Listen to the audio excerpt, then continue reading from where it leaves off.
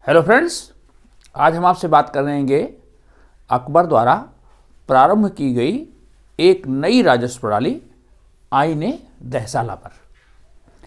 आईने दहसाला अकबर का एक नया प्रयोग था जो पहले से चली आ रही जो लगान व्यवस्था थी उस पर एक सुधार था, और यह व्यवस्था अकबर के शासनकाल के 24वें वर्ष में लागू की गई। 1579-80 के वर्ष में पहले से जो व्यवस्था चली आ रही थी, जाब्ती प्रणाली या बटाई व्यवस्था या नस्क या कनकूत, इनमें कुछ कमियां थी, और शेर शाह के समय से जो चली आ रही लगान व्यवस्था थी उसमें कुछ सुधार करके उसको एक प्रगतिशील तरीके से व्यवस्था को कैसे लागू किया जाए, जो एक दूरगामी व्यवस्था भी हो, पहले की व्यवस्था की कमियों को दूर करके एक प्रगतिशील राजस्व व्यवस्था आईने दहसाला के रूप में स्थापित की गई। और इस प्रणाली को बनाने का काम मुख्य रूप से टोडरमल और मुजफ्फर खां, इन दोनों के द्वारा किया गया। टोडरमल का उसमें विशेष योगदान था, इसलिए इस व्यवस्था को टोडरमल बंदोबस्त भी कहा जाता है। ओके, तो इस व्यवस्था की क्या खूबियां थी और पहले की व्यवस्था की क्या कमियां थी, उन सभी पर हम विस्तार से अब चर्चा करने चल रहे हैं। देखिए, इस व्यवस्था की जरूरत क्यों पड़ी, पहले तो इसको हम समझ लें। ऐसा था, जो जाब्ती व्यवस्था थी, जाब्ती प्रणाली, इस प्रणाली में जमीन की पैमाइश की गई थी। आपने पहले के वीडियो में देखा है। हर वर्ष जो कृषि होती थी, बोई गई जमीन और उस पर अनाज की किस्म, इन दोनों के आधार पर लगान का निर्धारण किया जाता था और लगान को नगद लिया जाता था। यह व्यवस्था थी जब्ती प्रणाली में। ओके, जब्ती प्रणाली में जो जमीन खेती की जाती थी, इस जमीन की माप हर वर्ष करनी पड़ती थी। इसकी माप होती थी, इस पर अनाज की कौन सी किस्म है, अनाज की किस्म के अनुसार लगान की दर अलग अलग होती थी। और इस तरह से ऐसी कृषि योग्य भूमि की जब सूची तैयार की जाती थी तो उस पर सम्राट की अंतिम स्वीकृति के बाद ही लगान वसूला जाता था। इसलिए इस व्यवस्था में बहुत देरी होती थी। परिणाम स्वरूप बार बार की जो उलझन थी, इस उलझन को दूर करके एक ऐसी व्यवस्था जो निरंतर जारी रहे, जिसमें समय ज़्यादा न लगे और लगान की वसूली सुविधाजनक तरीके से हो सके, इसलिए आईने दहसाला को लागू किया गया। इस व्यवस्था में जब्ती प्रणाली की जो कमियां थी उनको दूर कर लिया गया था। पहली बात, एक प्रगतिशील व्यवस्था थी, ये इसके गुण हैं। एक दूरगामी व्यवस्था थी, इसको आसानी से लगान की वसूली हो सकती थी, लगान की वसूली में परेशानी नहीं थी। अलग अलग क्षेत्रों में अलग अलग फसलों की जो कीमत है उसको निकालना नहीं पड़ता था, लगान पहले से निश्चित होता था। नंबर 4, सबसे बड़ी बात, इसमें किसान का शोषण नहीं होता था। किसान का शोषण नहीं, क्योंकि उसकी भूमि की माप के अनुसार लगान निश्चित रहता था,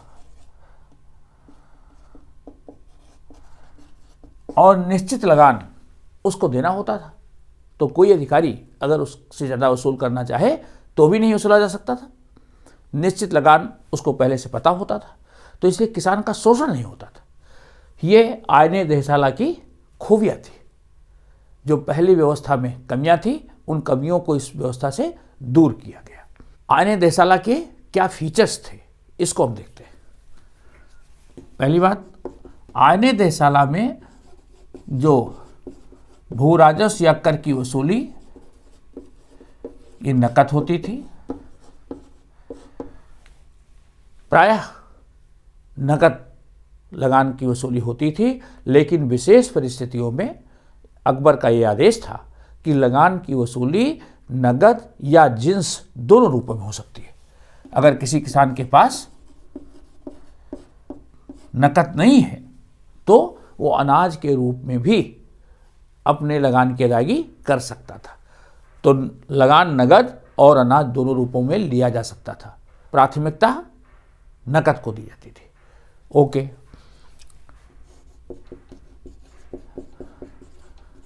लगान का निर्धारण व वसूली सरकार के द्वारा। ओके, सरकारी कर्मचारी आते थे, वो लगान को निर्धारित करते थे और लगान की वसूली करते थे। एक अधिकारी होता था आमिल, जो लगान को निर्धारित करता था और लगान को वसूलता था। आमिल या इसे आमिल गुजार भी कहा जाता था।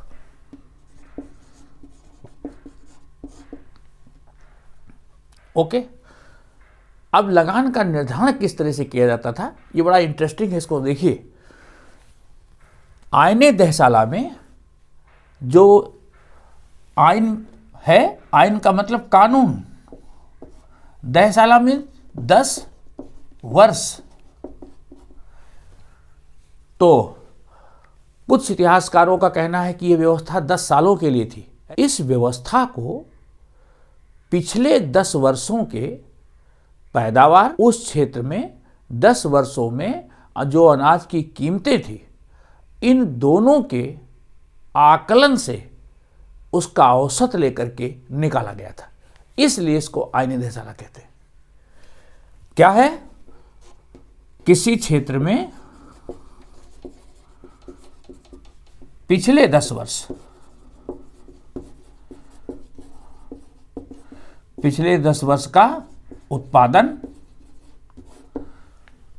और मूल्य।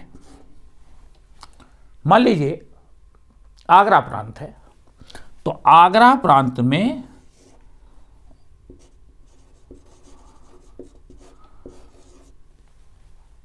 एक बीघा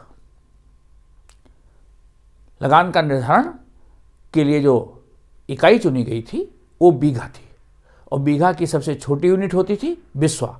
आगरा प्रांत में एक बीघे में पिछले 10 वर्षों में जितना उत्पादन हुआ है उसको टैली कर लेंगे। सपोज एक बीघे में 5 कुंतल, तो 5 × 10 टाइम 50 कुंतल कुल उत्पादन। और इसी तरह उस क्षेत्र में अगर पिछले 10 वर्षों में अनाज की जो कीमतें हैं उसका भी मूल्य ले लिया जाएगा। ओके, अब अनाज की अलग अलग वैरायटी का मूल्य, हर किस्म का मूल्य लिया जाएगा। उसको कहते थे दस्तूर।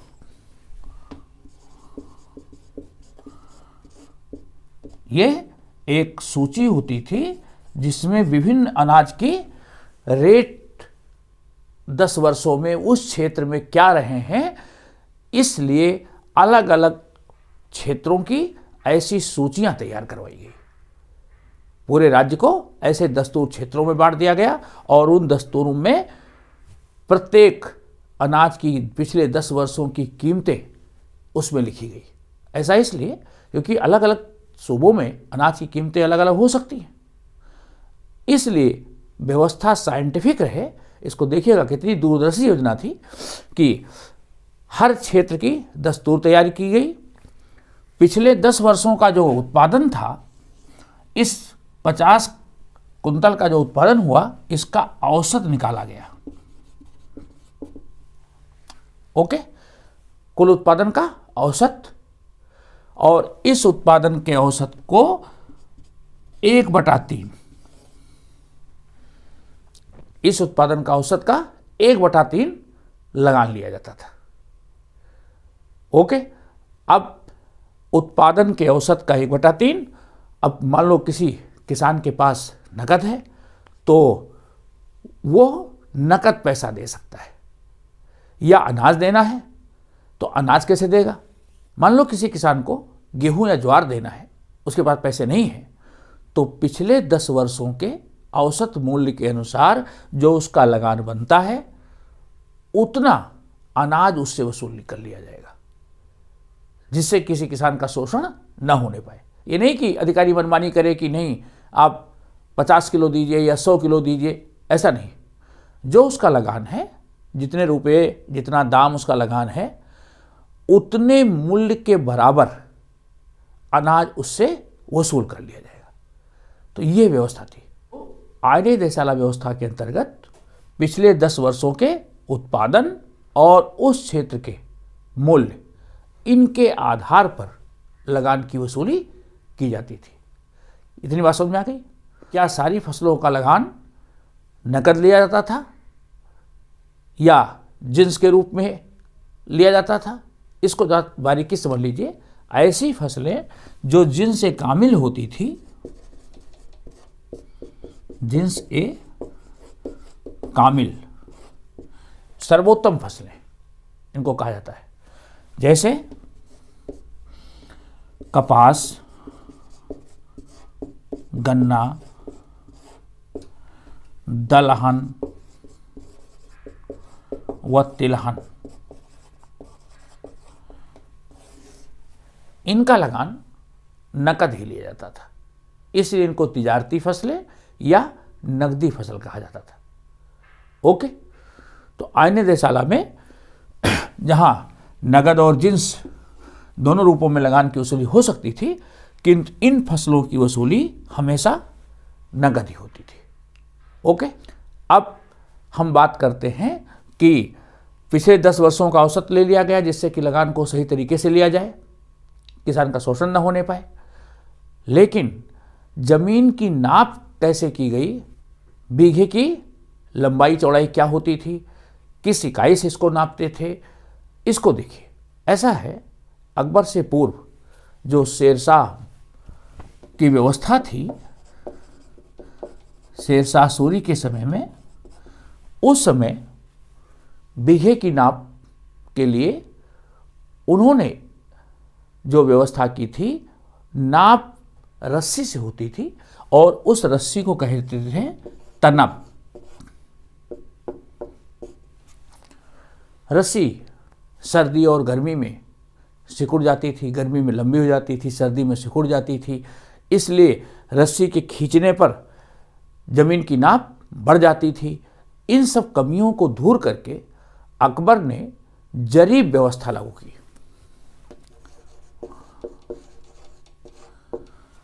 जरीब में क्या किया? अकबर ने रस्सी को हटा दिया, रस्सी से नाप को खत्म करके बांस के टुकड़े लिए गए और उन टुकड़ों पर लोहे के हुक लगा करके लोहे की पत्तियों से उनको जोड़ा गया, जिससे कि सर्दी और गर्मी में रस्सी में जो छोटा और बड़ा होने का दोष था वो खत्म हो जाए। तो इस तरह बांस की जरीब बनाई गई और उनको लोहे की पत्तियों से जोड़ा गया, जिससे कि सही प्रमाणिक नाप हो सके। ओके, और जो जरीब थी, इस जरीब में गज के आधार पर जरीब का निर्माण किया गया। अकबर के समय जब आने देशाला लागू की गई तो पहले से चला आ रहा सिकंदरी गज,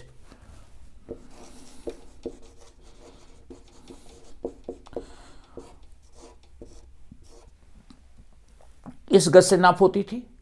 ये गज 39 अंगुल या 32 इंच का होता था। अकबर ने जब 1579-80 में ये व्यवस्था लागू की गई तो सिकंदरी गज का ही प्रयोग किया गया।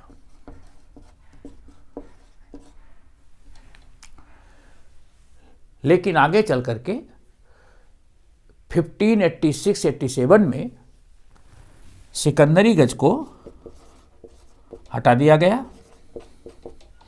गजे इलाही इसका प्रयोग किया गया। गजे इलाही में 33 इंच होते थे या 41 अंगुल के बराबर होता था। गजे इलाही जो था वो 41 अंगुल का होता था या 33 इंच होता था। इससे गज की नाप होती थी और इस तरह 60 इंटू 60 60 गज इंटू 60 गज ये बीघे की नाप होती थी। ओके, 60 बाई 60 या इसको कह सकते हो 3600 वर्ग गज ये भूमि एक बीघे होती थी। एक बीघे के आधार पर लगान को निश्चित किया जाता था। ओके, तो यह हो गई भूमि की माप। अब जो आयने दहसाला लागू किया गया, क्या सारे राज्य की जमीन नापी गई इस तरह? ऐसे क्षेत्र जहां पर जमीन को नापा जा सकता था, जहां की उर्वरता लगभग एक समान थी, वहां पर इस व्यवस्था को लागू किया गया। शुरू में आयने दहसाला जो खालिसा क्षेत्र था, खालिसा भूमि क्षेत्र, हमने पूर्व की वीडियो में आपको बताया है कि बंगाल, बिहार, इलाहाबाद, अवध, दिल्ली, उसके बाद पंजाब और लाहौर, मुल्तान जो क्षेत्र था, इस मतलब गंगा यमुना का जो दोआब क्षेत्र है, इस दोआब क्षेत्र में इस व्यवस्था को लागू किया गया। कब? 1580 में इसको खालसा क्षेत्र में और 1581-82 में जो जागीरदारी क्षेत्र था वो भी इसके दायरे में ला दिया गया। तो पहले खालसा क्षेत्र में इसको लागू किया गया आयने दहसाला को, बाद में जागीरदारी क्षेत्र में भी ये व्यवस्था लागू कर दी गई। कुछ क्षेत्र अभी भी ऐसे थे जो मुगल सूबों के कि जहां ये व्यवस्था नहीं लागू की गई। दोआब क्षेत्र को छोड़ करके शेष जो दूसरे क्षेत्र थे, जैसे सिंध है, काबुल कांधार है, कश्मीर है, उन क्षेत्रों में नस्क या कनकूत, काठियावाड़ में आपने देखा था, पिछली वीडियो में मैंने आपको बताया था कि काठियावाड़ है, गुजरात है, वहाँ नस्क और कनकूत चल रही थी। इसी तरह दक्षिण भारत में बटाई की व्यवस्था चालू होती थी। वो भावोली या बटाई या गल्ला बख्शी जिसको कहते थे, उस आधार पर लगान की वसूली होती थी। दक्षिण भारत में आयने दहसाला अकबर के समय न लागू होकर के शाहजहां के समय में मुर्शिद कुली खान ने लागू किया। दक्षिण भारत में मुर्शिद कुली खान ने शाहजहां के समय में ये व्यवस्था लागू की। अकबर के समय में जो दूरवर्ती क्षेत्र थे, उन दूरवर्ती क्षेत्रों में गल्ला बख्शी, बटाई और साथ साथ नस्क और कनकूत, इन व्यवस्थाओं से भी लगान की वसूली होती रही। अब गल्ला बख्शी या बटाई में लगान की वसूली कैसे होती थी उसको हम विस्तार से समझते हैं। अकबर के समय जो जाब्ती व्यवस्था थी जिसमें कि लगान की वसूली नगद होती थी, दूसरी व्यवस्था थी गल्ला बख्शी और बटाई, तीसरी व्यवस्था थी नस्क और कनकूत। तो गल्ला बख्शी और बटाई जो व्यवस्था थी वो बड़ी प्राचीन थी और ऐसे दूरवर्ती क्षेत्र जो होते थे जहाँ सामान्य रूप से पहुँच नहीं होती थी, जहाँ नाप नहीं हो पाती थी, वहाँ बटाई के आधार पर लगान की वसूली होती थी।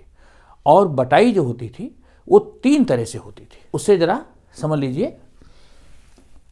गल्ला बख्शी या भावोली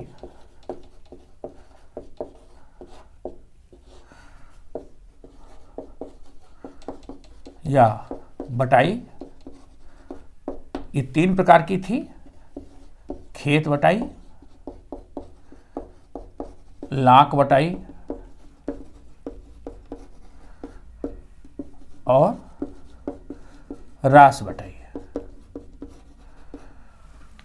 जब फसल बो दी जाती थी, उसके बाद जो लगान कर्मचारी आते थे वो खेत को ही बांट देते थे और जो हिस्सा शासक के लिए चिन्हित किया जाता था उस हिस्से की उपज राजा के पास आती थी। यह है खेत बटाई। लाख बटाई ये होती थी जब फसल तैयार हो जाती थी, पक जाती थी और फसल को काट दिया जाता था, तो कटने के बाद फसल के ढेर बना दिए जाते थे। बिना अनाज अलग किए हुए फसल के ढेर को बांट लेना लाख बटाई कहलाता है। तीसरा तरीका था, फसल से अनाज को निकाल लिया जाता था, अनाज के ढेर बना दिए जाते थे और इस तरह अनाज के ढेरों को बांटा जाता था, वो थी रास बटाई। ओके, लेकिन इस व्यवस्था में ज़्यादा कर्मचारियों की जरूरत पड़ती थी, समय कम मिलता था। जब फसल तैयार हो जाती थी तो पूरे सूबों में जा करके गाँव में लगान की वसूली करना, ये बहुत मुश्किल काम था और इसमें ईमानदार कर्मचारियों की भी जरूरत थी, अन्यथा वो भ्रष्टाचार को बढ़ावा दे सकते थे। इसलिए इस व्यवस्था के दोष थे। दूसरी व्यवस्था थी नस्क या कनकूत। इसको दानाबंदी या नस्क जुर्ज भी कहा गया। ये व्यवस्था कश्मीर, काबुल, कंधार, सिंध, काठियावाड़, गुजरात इन राज्यों में लागू की गई थी। तो इस व्यवस्था में अनुमान के आधार पर लगान की वसूली हो जाती थी। तो यह व्यवस्था अपेक्षाकृत इससे आसान थी।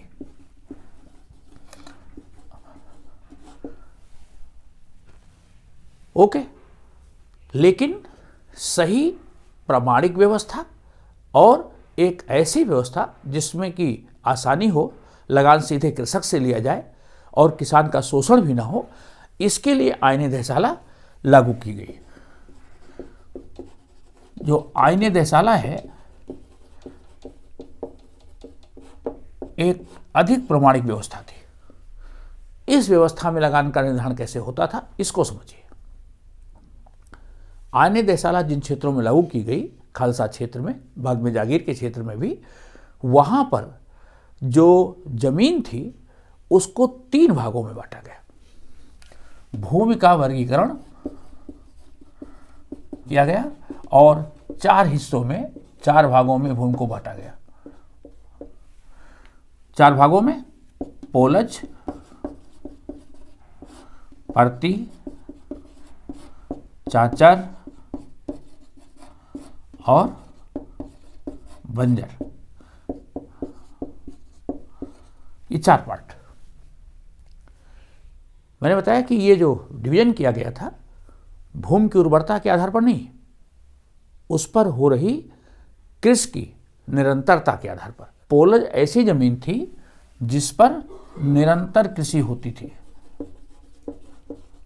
इस पर निरंतर खेती होती थी।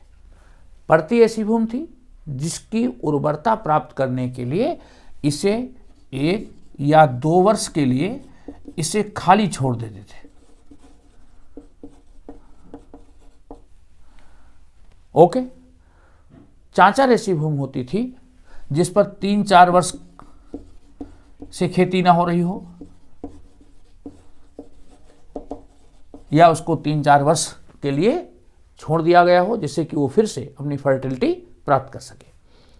बंजर वो जमीन होती थी जिस पर 4 से 5 वर्ष से कृषि ना हो। तो ये जमीन की श्रेणियां थी। अब इन श्रेणियों के आधार पर लगान को निश्चित करने के लिए बहुत ही प्रामाणिक तरीका ढूंढा गया। वो देखिए, जमीन की जो 2 पहली वाली श्रेणियां हैं, इन पर लगभग कृषि होती रहती थी। पोलज पर भी होती थी और परती पर 1 या 2 वर्ष के बाद इस पर भी खेती होती थी। तो पोलज और परती इस प्रकार की 2 जो जमीनें थी, इन जमीनों में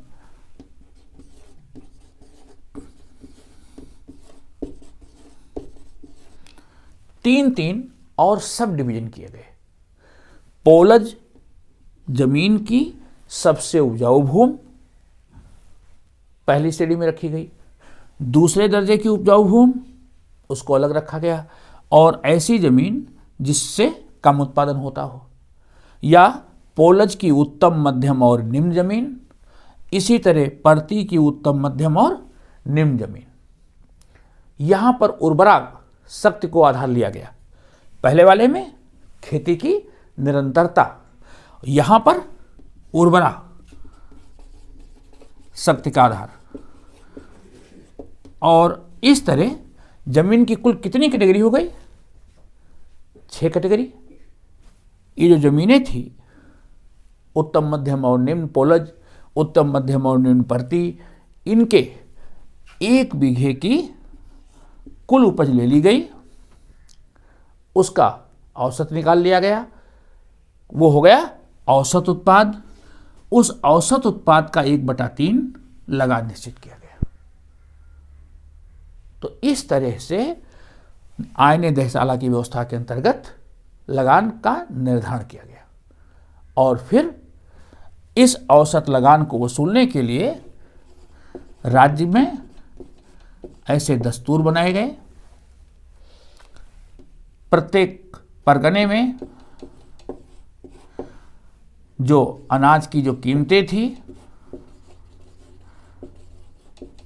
इसकी सूची बनाई गई, और लगान की वसूली जिससे कि नगद भी ली जा सके, और कोई अनाज देना चाहे तो अनाज की कीमतों के अनुसार उतना अनाज उससे वसूला जा सके। तो इस तरह से ये व्यवस्था बहुत ही प्रमाणिक, बहुत ही वैज्ञानिक थी, और ये लगान निश्चित कर दिया गया कि 1 बीघे का लगान ये होगा, उतना रुपया कृषक को सरकारी कर्मचारी को देना होता था। तो इसलिए सरकारी कर्मचारी को भी पता होता था कितना लगान लेना है, और कृषक को भी पता होता था इतना लगान देना है। इसलिए इस व्यवस्था में शोषण नहीं हो सकता था। इसलिए यह व्यवस्था अब तक की सबसे श्रेष्ठ व्यवस्था थी। अच्छा, इस व्यवस्था में एक चीज और की गई। जो किसान थे, किसानों को एक छूट दी गई कि वो अपनी कुल जमीन का 12.5% भूमि बिना खेती के भी रख सकते हैं। अगर इस जमीन पर वो खेती नहीं करते हैं तो इस पर कर नहीं वसूल किया जाएगा। भू राजस्व उसी जमीन पर लिया जाता था जिस पर कि खेती हो, कृषि हो रही हो। कृषि होने वाली भूमि पर ही भू राजस्व की वसूली होती थी। तो इस व्यवस्था में किसानों को ये छूट दी गई कि वो ऐसी भूमि को रख सकते हैं, और इस भूमि को कहा जाता था नबूत। नबूत आने दहसाला जो व्यवस्था थी ये बड़ी उदार भी थी। अकाल या बाढ़ अगर आ जाता था तो किसानों को कर में राहत भी दी जाती थी, साथ साथ बादशाह की ओर से किसानों को ऋण भी दिए जाते थे जिससे कि वो आने वाली फसल की बुआई कर सकें। ऐसे ऋणों को तकाबी कहा जाता था। तो बादशाह की ओर से लगान में राहत दे देना, किसानों को ऋण की उपलब्धता कराना, ये सब फीचर्स ऐसे हैं जिससे लगता है कि बादशाह किसानों के प्रति कंसर्न था। उनकी सुविधा के अनुसार लगान की वसूली नगद या अनाज के रूप में ले लेना। मध्यकाल की जो ये व्यवस्था है वो ब्रिटिश काल में जो जमींदारी व्यवस्था है उससे कहीं श्रेष्ठ है, और यही कारण था कि मध्यकाल में किसान अच्छी माली हालत में थे और वो अधिक संतुष्ट तरीके से खेती कर रहे थे। अकबर ने आने दहसाला को एक लोकप्रिय व्यवस्था बनाने के लिए जो पहले से चले आ रहे कर थे, जैसे जरीवाना, महसीलाना, इन करों को उसने समाप्त कर दिया। जरीवाना जो जमीन का सर्वेक्षण होता था, नाप होती थी, इसके लिए अतिरिक्त कर किसानों को देना पड़ता था। तो जरीवाना था, महसीलाना था, ये कर पहले वसूले जाते थे, लेकिन अकबर ने इन करों को खत्म कर दिया था। ठीक इसी तरह मुगलों के समय में एक और भी बड़ा प्रभावी कदम किसान हित में किया गया। ये देखिए कि किसानों के प्रति वो कितना कंसर्न थे। ऐसा हुआ जब आईन देसाला को लागू किया गया 1580 में, तो जो दोआब क्षेत्र है, गंगा यमुना का दोआब, आगरा अवध वाला क्षेत्र, यहाँ पर 1584 में 85 में यहाँ पर किसानों ने विद्रोह कर दिया, किसान विद्रोह हो गया। और ये किसान विद्रोह मुख्य रूप से जमीन की नाप को लेकर के हुआ, क्योंकि उस समय सिकंदरी गज का प्रयोग किया जाता था जो 32 इंच का होता था या 39 अंगुल का होता था। लगान की वसूली और भूमि की नाप को लेकर के यह आंदोलन हुआ। अकबर ने इस किसान विद्रोह के कारणों की जांच के लिए एक समिति बनाई। समिति के अध्यक्ष थे फतेह उल्लाह सिराजी। फतेह उल्लाह सिराजी। इन्होंने जांच करने के बाद ये पाया कि लगान की वसूली में, नाप में गड़बड़ियां हैं और इसके बाद गजे इलाही का प्रयोग किया गया और गजे इलाही के द्वारा जो बीघे नापे गए, जो बीघा की नाप हुई, उन बीघा को बीघा ए इलाही कहा जाने लगा, क्योंकि अब नाप बीघे की गजे इलाही से होती थी, तो ऐसे बीघों को बीघा ए इलाही कहा जाता था। आगे चलकर के शाहजहां आद के समय में बीघा ए इलाही को नया नाम दिया गया, दिरा ए शाहजहानी। दिरा ए शाहजहानी, या इसको बीघा ए दफ्तरी भी कहते थे। बीघा ए दफ्तरी सरकारी जो भूमि होती थी उसके लिए दिरा ए शाहजहानी या बीघा ए दफ्तरी का प्रयोग शाहजहां के समय में किया गया। जो जमीन का सर्वेक्षण होता था, इसके लिए अनेक कर्मचारियों को रखा गया। अमीन होते थे, सिकदार होते थे, बितकची होते थे। ये लोग जमीन का सर्वेक्षण करते थे और जमीन के रिकॉर्ड्स का संधारण करने का काम पटवारी हैं, कानून गो हैं, और लगान की वसूली आदि का काम देखने का काम होता था अमल गुजार का। ओके, लिखा पढ़ी के काम के लिए ऐसे कारकुन आदि रखे जाते थे जो क्लर्क होते थे। तो इस प्रकार से पूरी व्यवस्था संचालित होती थी। ग्रामीण स्तर पर जो मुकदम होते थे, कानून गो इन लगान अधिकारियों की सहायता करते थे और इस प्रकार आईने देसाला के माध्यम से एक प्रामाणिक व्यवस्था और एक दूरगामी व्यवस्था अकबर के द्वारा लागू की गई। तो मित्रों, आज का वीडियो आपको कैसा लगा? अपनी राय भी देंगे, साथ ही साथ अपने मित्रों को भी शेयर करेंगे। थैंक्स।